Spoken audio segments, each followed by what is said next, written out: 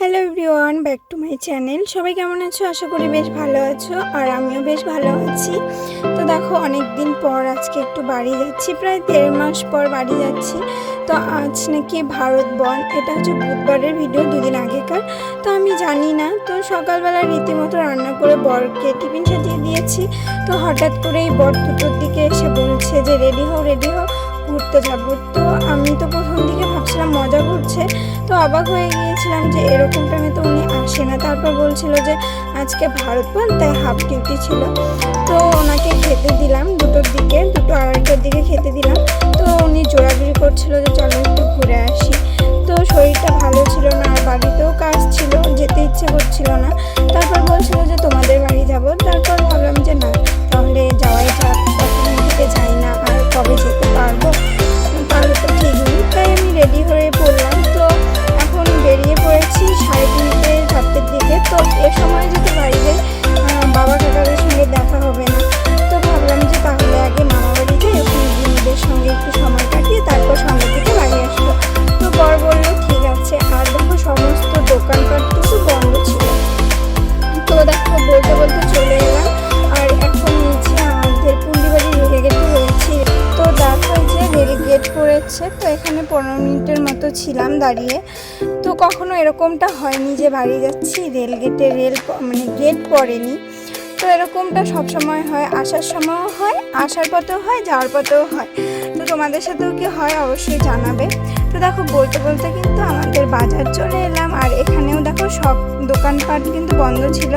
বরকে বলছিলাম যে বুনুরা তো আছে, গেলে তো দৌড়ে আসবে, তো শুধু হাতে কি করে যাই, তো কি করা যাবে, দোকান তো বন্ধ।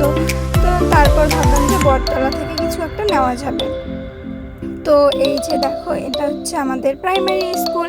কে কে চিনতে পারছো অবশ্যই কমেন্টে জানাবে। ছোটোবেলায় এই স্কুলেই পড়াশোনা করেছিলাম, আর তখন একটু অন্যরকম ছিল, এখন তো খুব সুন্দর করেছে, উন্নতি হচ্ছে যত দিন যাচ্ছে। আর এই যে আমাদের ছোটো শিশু করে তোমাদের দেখিয়ে দিলাম।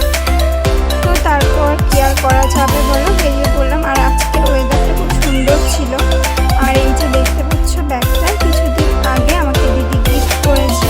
তো সেরকমভাবে তো কোথাও যাওয়া হয় না, তাই আর ইউজ করা হয় না। আজকে প্রথম ইউজ করলাম, তাই তোমাদের সাথে একটু শেয়ার করলাম। কেমন লাগলো অবশ্যই কমেন্টে জানাবে, আমার তো বেশ ভালো লেগেছে। তো দেখো, বলতে বলতে আমরা বটতলায় চলে এসেছি। আর এখানে এসে দেখি সমস্ত দোকানপাট বন্ধ। তারপর চৌরঙ্গি চলে এলাম, মানেশ্বর। তো সেখান থেকে মিষ্টির দোকান থেকে গরম গরম সিঙ্গারা নেওয়া হলো, আর বন্ধুদের জন্য আইসক্রিম নেওয়া হলো। তারপর এই যে আমাদের বানেশ্বর শিব মন্দিরের রোড দিয়ে, বাজারের রোড দিয়ে বেরিয়ে পড়লাম, আর তোমাদের সাথে একটু শেয়ার করলাম। আর আমাদেরও একটু দর্শন হয়ে গেল। তারপর চলে এলাম মামা বাড়িতে। এখানে কিন্তু অনেকটা সময় কাটিয়েছিলাম বন্ধুদের সঙ্গে। তো এখন 5:30টার মতো বাজে দেখো। আর ছোটো মামি আমাদের লুচি আর আলু ভাজা করে দিল। তো আমরা খেয়ে নিলাম, আর ঝটপট বেরিয়ে পড়লাম। 6টার দিকে বেরিয়ে পড়েছি। আর বুনুকে একটু জোর করে গাড়িতে তুললাম। ওর মাকে দেখছে, দেখো বারবার করে ওর মাকে ছাড়া গাড়িতে উঠতে চাচ্ছিল না। তারপর দেখো বাড়ি চলে এলাম, আর মা আমাকে ডিম অমলেট করে দিল। আর বাড়িতেও কিন্তু আমরা সিঙ্গারা নিয়ে এসেছি, কারণ মামা বাড়িতে যে সিঙ্গারাটা নিয়ে গেছিলাম সেটা না হয়তো মামিরা দিতে ভুলে গেছিলো। তো সে কারণে আসার পথে গল্প করছিলাম। আমি সিঙ্গারা খেতে একটু বেশি পছন্দ করি, পরে বাড়ির জন্য নিয়ে এলাম। তো মা আমাদের ডিম অমলেট সিঙ্গারা দিল। তারপর দেখো বৃষ্টিও হচ্ছিল। বাবা আর ভাই আমাদের রাস্তায় চলে গেল বাড়িতে, আর গাড়িটা রাস্তায় রেখেছিলাম।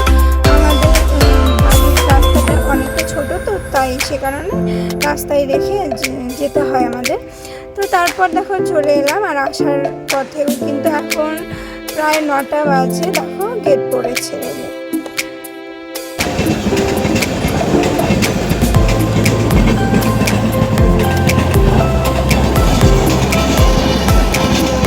তো কি আর করা যাবে।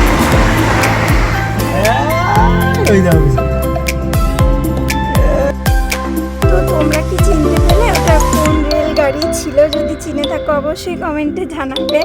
আর এখন 9:30টার মতো বাজে প্রায়। শ্বশুর বাবা বারবার করে ফোন করছিল, কারণ অনেকটা লেট হয়ে গেছিলো। আর লেট হয়েছিল কারণ আমাদের ওদিকে আবার বৃষ্টি হচ্ছিল, তো সে কারণে বাড়ি থেকে বেরোতে একটু লেট হয়ে গেছিলো। তো আসার পথে বর নিয়েছিল আমাদের দীঘাপুর